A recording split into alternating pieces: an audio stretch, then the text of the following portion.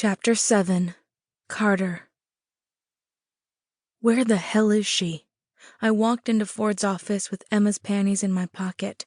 She'd run from me, scared. I should have anticipated that, but I'd fucked up. I'd let her slip through my fingers.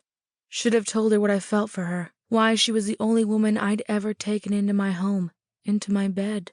She'd thought I wanted a one-night stand, that I'd fuck her and forget.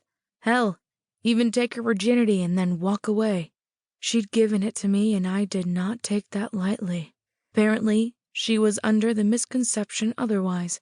It was time to set things right.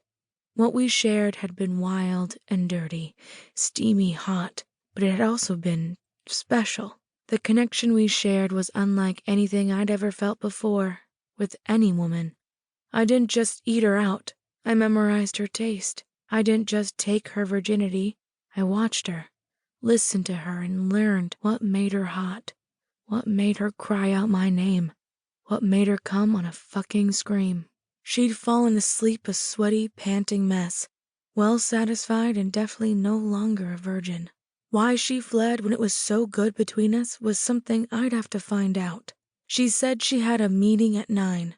It was 9:15. Ford was at his office, and a woman I didn't recognize was sitting at Emma's desk.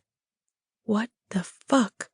If Emma thought she was going to get away from me that easily, she was in for the shock of her life. Ford looked up from their report in his hand to inspect me. He looked like he always did, like an uptight prick, which he was.